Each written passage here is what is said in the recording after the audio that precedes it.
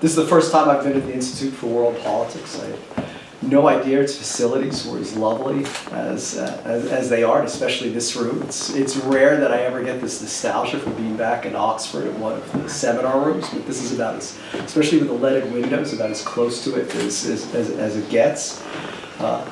Georgetown is a great university, but any of you have been to some of its classrooms? I don't think they're nearly as regal as this. So I'm especially pleased because I decided, rather than give the kind of off-the-cuff book tour, I know Aaron said that he was bringing his class here, I decided to give a serious presentation, which befits this room, so I hope I guessed right. And what I tried to do in putting this presentation together was touch on some of the key themes of the book, or especially some of the new material, and then really stretching, trying to put it in the context of events this past summer, but also the tragic events in New York on Tuesday. So what I've tried to do in this paper, and the reason I'm going to read it too, is because otherwise it would be completely incoherent, because I want to cover the current and future states of ISIS and Al-Qaeda, and the role that social media has played in sustaining one and catapulting the other to prominence. And those of you who may be familiar with the first and second editions of Inside Terrorism, the first edition had a chapter, Terrorism in the Media. It was 1998, and the media was fairly obvious. It was television, radio, and print. The 2006 edition actually had two chapters devoted to terrorism in the media. It had terrorism in the old media, which was those 20th century manifestations, and then a new chapter that focused on the internet. There's not a third new chapter in the current edition of Inside Terrorism on the media, but one of the reasons for its waistline expanding, of course, is the emergence of social media that has had such a profound effect, as I will try to put in context and explain in this paper. And bits and pieces of this are from the book. I mean, the crux of it is, but I've tried to also, the book was published in August. I actually finished writing it in August 2016, and I turned in the proofs in February 2017, so I don't think very much has changed, but nonetheless, what I've tried to do in this paper is just update it a little bit. And it's even the old-fashioned way without PowerPoint. I'm going to read it, so I hope I do it with the kind of verve and brio that doesn't have you all sleeping.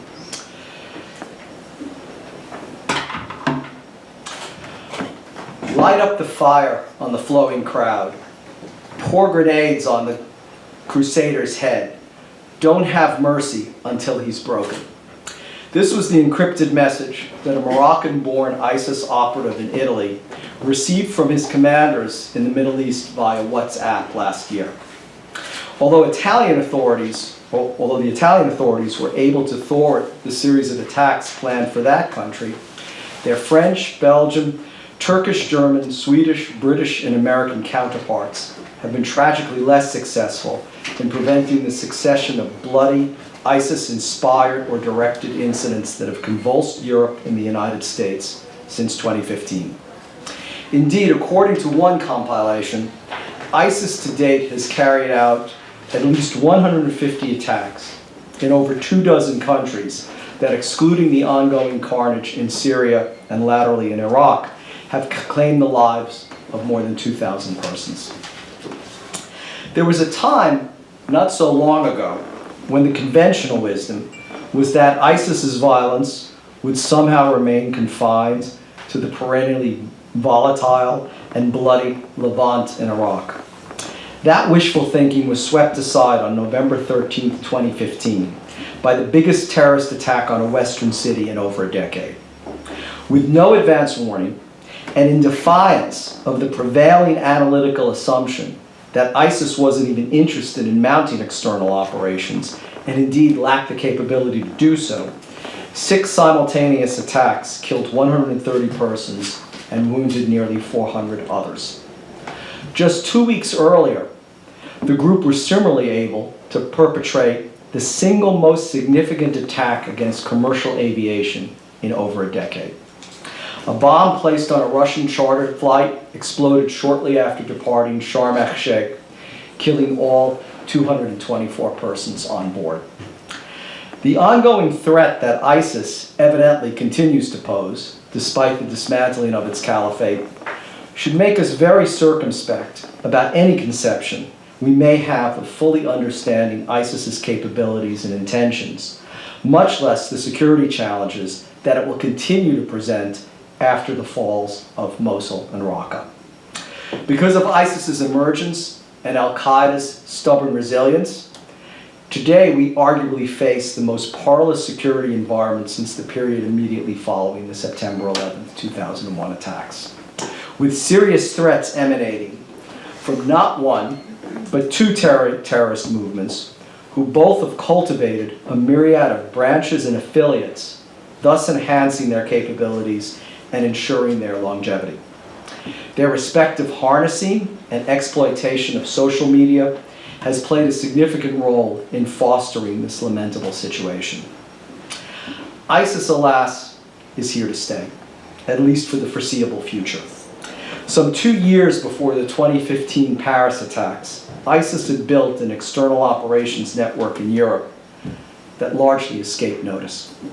Known as the Aman al-Kharji, or simply as the Emni or the Omni, the respective Turkish and Arab rendering of the word Amniyat or security service, this unit appears to function independently of the group's waning military and territorial fortunes.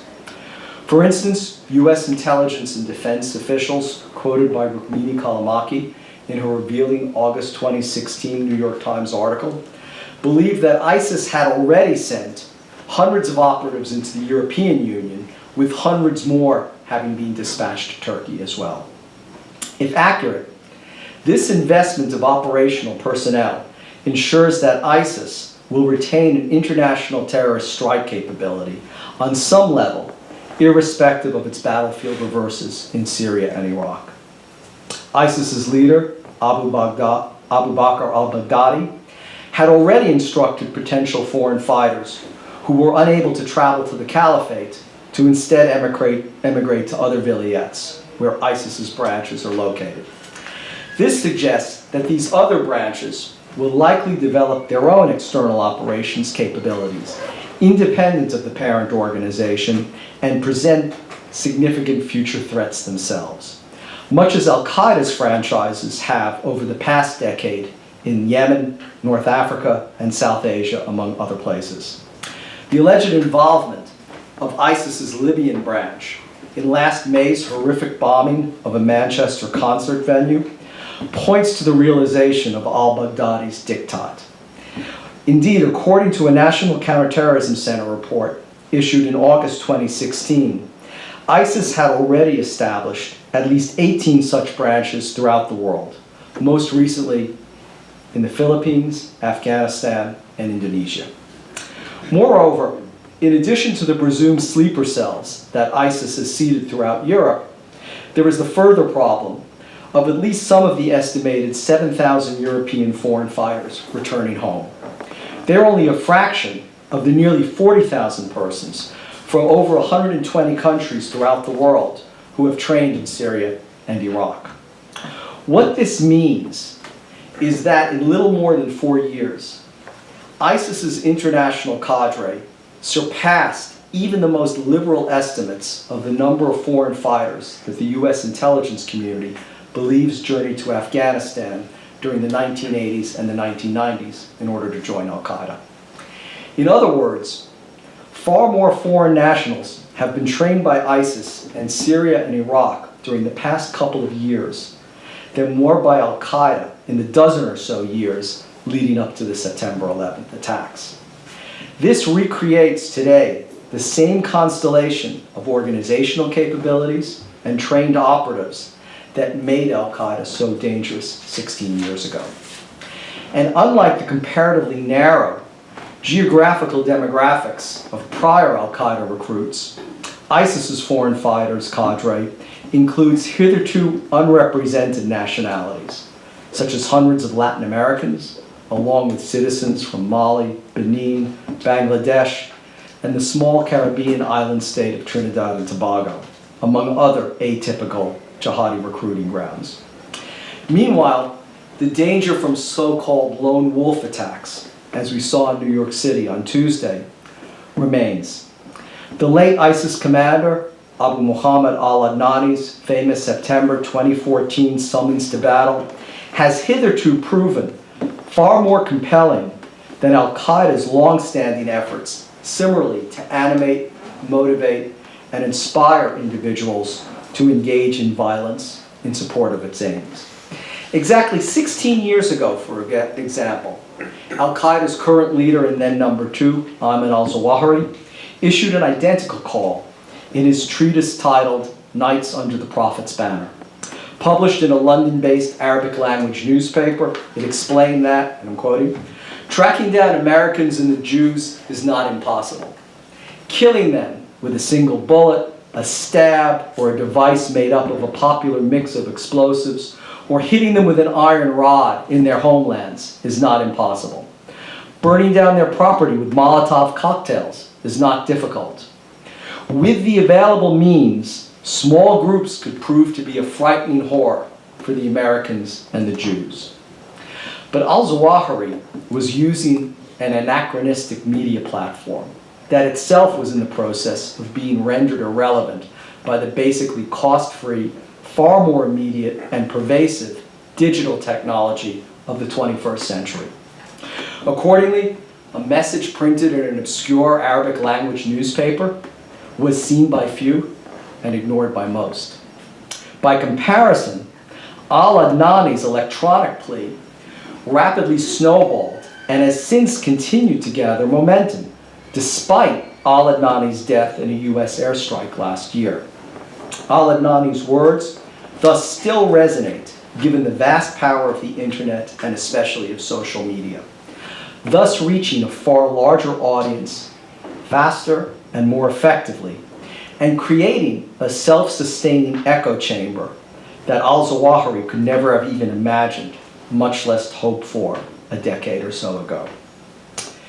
"If you were not able to find an IED or a bullet," al-Adnani had declared, "then single out the disbelieving American, Frenchman, or any other of their allies. Smash his head with a rock, or slaughter him with a knife, or run over him with your car, or throw him down from a high place, or choke him, or poison him." It is a compelling message that obviously continues to resonate and produce results highly amenable to ISIS and its cause, and indeed ensures ISIS's survival. Utilizing a variety of freely available social networking media platforms such as Facebook, Twitter, YouTube, Instagram, and Flickr, among others, terrorist and insurgent groups today have introduced an even more direct and personally intimate form of messaging. ISIS has positioned itself at the forefront of this new revolution in terrorist communications. Indeed, since 2014, it has produced and disseminated a succession of increasingly more heinous and grisly propaganda videos of brutal executions and similar depredations that have captured the attention and galvanized a new generation of terrorist recruits. These videos and their unrestrained exaltation of violence have attracted many more viewers than Osama bin Laden and Ayman al-Zawahiri's comparatively priggish presentations recanting complex theological treatises or imparting didactic philosophical and historical lectures. Where Al-Qaeda and its affiliates saw the internet as a place to disseminate material anonymously or meet in quote-unquote dark spaces, Robert Hannigan, the director of the United Kingdom's Government Communications Headquarters, GCHQ, their equivalent of the NSA, notes, ISIS has instead embraced the web as a noisy channel in which to promote itself, intimidate people, and radicalize new recruits.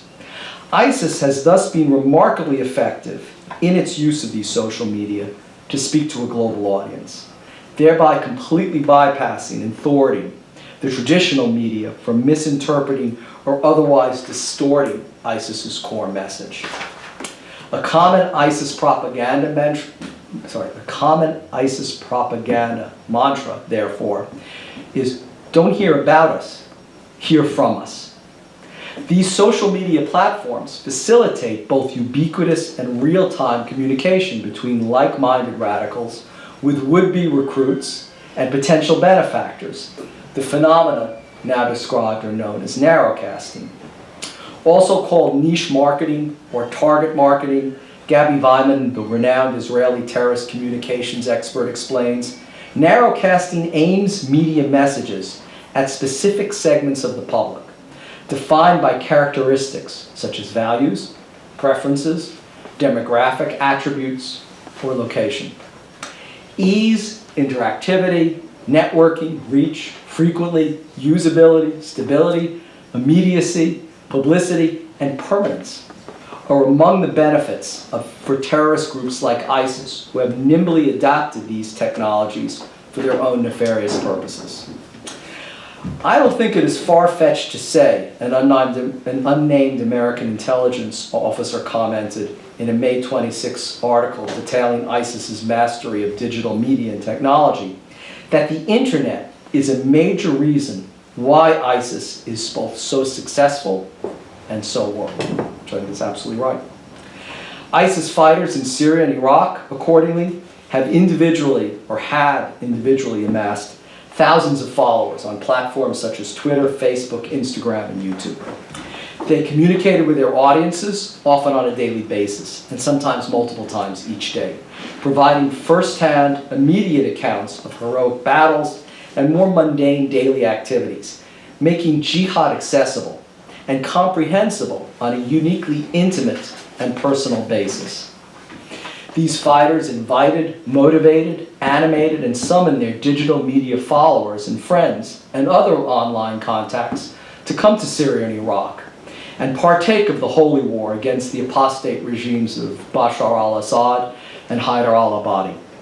Blatant sectarian messages, coupled with divinely ordained, clarion calls to resist Persian domination and decisively affect the outcome of the eternal struggle between the Sunni and Shia and the latter's Alawite satraps, provided additionally compelling incentives. Indeed, a 2014 ISIS recruitment video, circulated via social media, featured heavily armed militants with distinctive British and Australian accents, trumpeting the virtues of jihad and the ineluctable religious imperative of joining the caravan of martyrs. Through these voices, the group was able to tailor its message to specifically target audiences back in these fighters' own neighborhoods, schools, clubs, community centers, and mosques. Whereas the older versions of terrorist websites effectively were waiting for their visitors to arrive, Gabi Weiman argues, a social networking approach allows terrorists to reach their target audiences and virtually knock on their doors. ISIS's unbridled visual depictions of particularly gruesome executions and other wanton acts of violence galvanize the attention of this select audience and beseech them to come join ISIS's struggle. A new generation of celebrity fighters, accordingly, has been created to facilitate and sustain this process. Ultraviolence, as Jessica Stern and J.M. Berger termed this phenomenon, sold well with the target demographic of foreign fighters, angry, maladjusted young men whose blood stirred at images of grisly beheadings and the crucifixion of so-called apostates.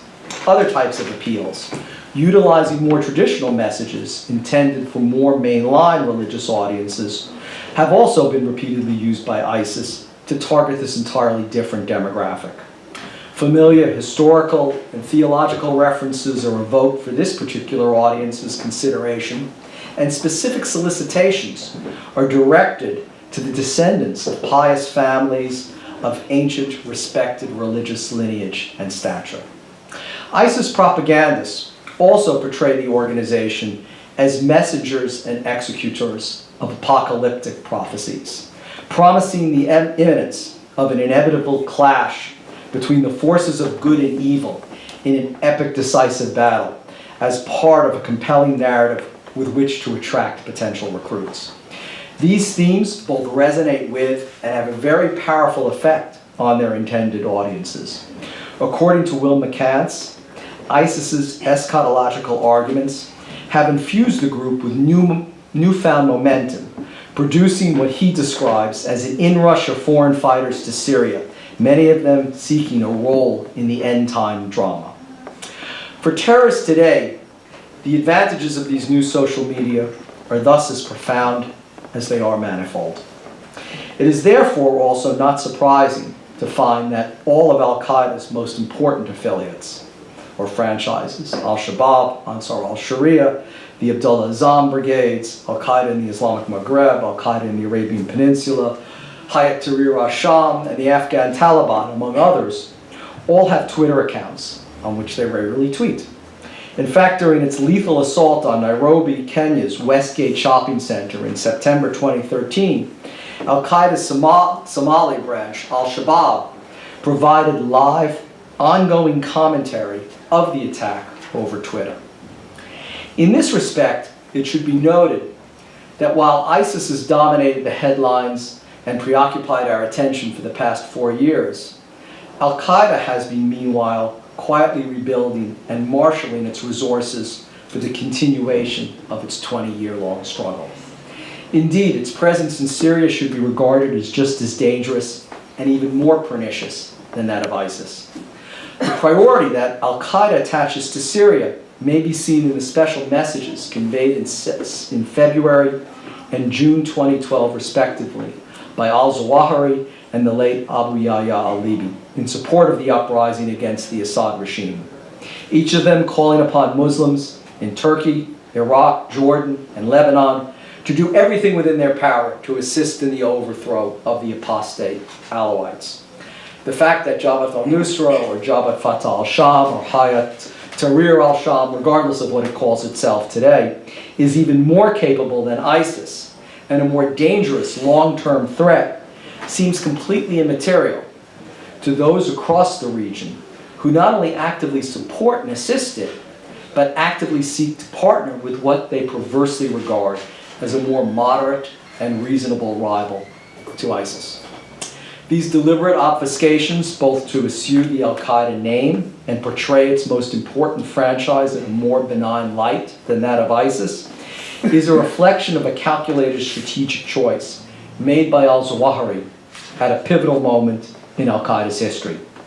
In 2013, he instructed the movement's fighters to avoid mass casualty operations in order not to cause the death of Muslim civilians and innocent women and children. At a time when ISIS was stunning the West with one atrocity after another, all staged for maximum effect on social media, al-Zawahiri's move was a brilliant strategic choice. The legacy of this edict is evident in a tweet by a Dutch fighter belonging to what was then called Jabhat al-Nusra, Al-Qaeda's arm in Syria, who eagerly reminded his followers a couple of years ago that unlike ISIS, quote-unquote, Al-Qaeda focuses mostly on political and military targets instead of civilians, close quote. It is thus able, or Al-Qaeda is thus able, to present itself paradoxically as moderate extremists, an ostensibly more palatable rival to ISIS. Across the region, a combination of individual sympathizers and malignant government officials not only quietly support Al-Qaeda, but have come to see the group as a partner. This development may be seen as fitting neatly into al-Zawahiri's broader strategy of letting ISIS take all the heat and absorb all the blows from the coalition arrayed against it, while Al-Qaeda patiently rebuilds its military strength and basks in this paradoxical cachet as moderate extremist in contrast to the unconstrained ISIS. Anyone inclined to be taken in by this ruse would do well to heed the admonition of Theo Padnos, also known as Peter Theo Curtis, the American journalist who spent 2 years in Syria as a hostage of Jabhat al-Nusra, Al-Qaeda. Padnos related how, and I'm quoting him, the Nusra Front higher-ups were inviting Westerners to the jihad in Syria, not so much because they needed more foot soldiers. They didn't. But because they want to teach the Westerners to take the struggle into every neighborhood and subway back home. Finally, the importance of Syria to Al-Qaeda's plans may be seen in the members of the group's senior command who have operated there in recent years. Muhsin al-Fadli, a bin Laden intimate who until his death from a U.S. airstrike in 2015 had commanded the Khorasan group, Al-Qaeda's elite forward-based operational arm in Syria is a case in point. Haider Kirkan, a Turkish national and long-standing senior al-Qaeda commander, had been sent back to his homeland, presumably by bin Laden himself, in 2010. His orders were to build an infrastructure in the region to facilitate the movement of key al-Qaeda personnel hiding in Pakistan's federally administered tribal area in order to escape the escalation of drone strikes ordered by President Obama. According to the Pentagon, Kirkan was actively planning these attacks when he was killed last year in a US airstrike in Idlib, Syria. And in late 2015, al-Zawahiri dispatched Saif al-Adil, al-Qaeda's most experienced and battle-hardened senior commander, to Syria in order to oversee the group's interests there. With this senior command structure in place, al-Qaeda is thus well positioned to exploit ISIS's weakening military position and territorial losses, and once again, in its pretensions, regain the preeminent position at the vanguard of the Salafi jihadi movement al-Qaeda once possessed. ISIS, in any event, can no longer compete with al-Qaeda in terms of influence, reach, manpower, and cohesion. In only one domain is ISIS currently stronger than its rival: the ability to mount spectacular terrorist strikes in Europe. And this is only because al-Qaeda has apparently decided for the time being to restrain this type of operation.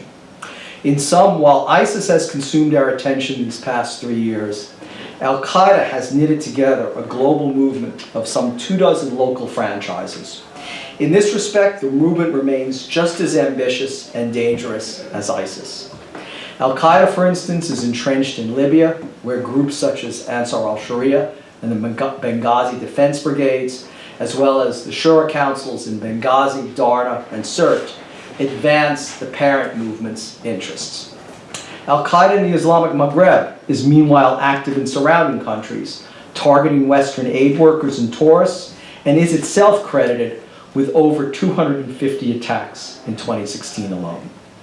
Al-Qaeda in the Arabian Peninsula, long the movement's most threatening and consequential franchise, now controls ports and highways along Yemen's coastline, ensuring itself a continuous source of revenue from smuggling that is used to co-opt local communities through the provisions of goods and services that the shattered central government can no longer provide.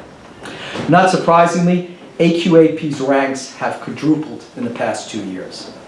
Al-Shabaab in Somalia has similarly expanded and regained lost momentum as it has beaten back attempts by ISIS to challenge al-Qaeda's position in East Africa. And together with its Taliban allies in Afghanistan, al-Qaeda has reestablished a presence in nearly half of that country's territory. The movement has made new inroads in Bangladesh and recently added a new franchise dedicated to the liberation of Kashmir. In all, al-Qaeda now has tens of thousands of fighters, with at least 20,000 men under arms in Syria alone, another 4,000 in Yemen, and 7,000 in Somalia, according to a variety of authoritative sources. Okay, let me now wrap up and conclude. Looking to the immediate future, ISIS's continuing setbacks and serial weakening arguably create the conditions where some reconciliation with al-Qaeda might yet be effective. Efforts to reunite have been continuous from both sides, virtually from the time of ISIS's expulsion from the al-Qaeda fold in 2014. Regardless of how it might occur, any kind of reconciliation between ISIS and al-Qaeda or reamalgamation would profoundly change the current conflict and result in a significantly escalated threat of foreign fighter terrorist operations in the West. But regardless of ISIS's recent military reversals and territorial losses, the fact remains that it has incontestably reshaped the nature of both terrorist communications and operations these past 3 years. This suggests that its impact will be felt and its influence will continue for a long time. Terrorism from this enemy in the past came in either one of two forms.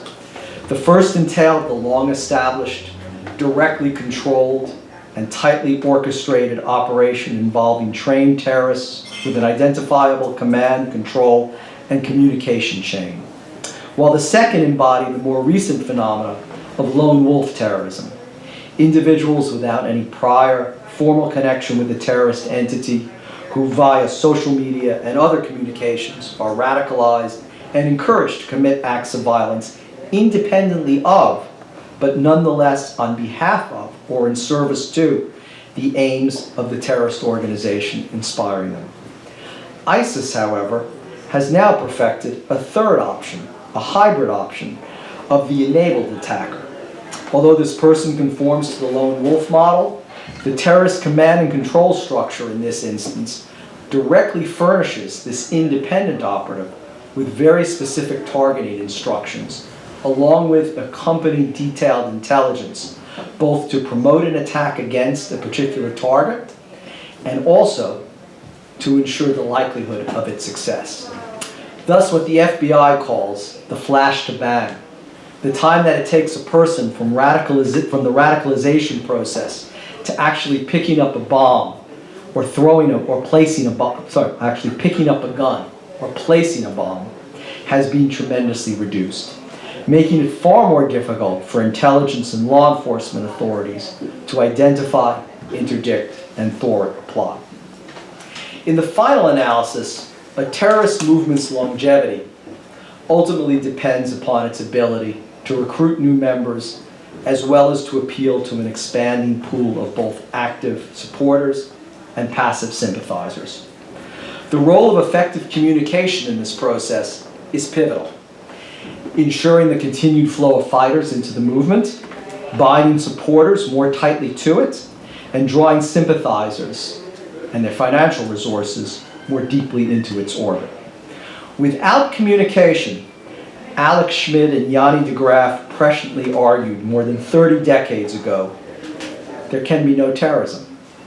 The revolution in terrorist communications utilizing social media has hitherto facilitated this process in unimaginable ways.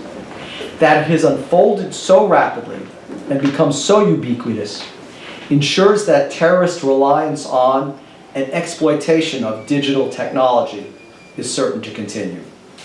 Its immensely appealing capabilities and technologically dynamic products will likely become increasingly more sophisticated in quality, content, rapidity, intimacy, and transmission capacity, and more numerous and pervasive than they already are. The implications of this phenomena are perhaps only now beginning to be understood.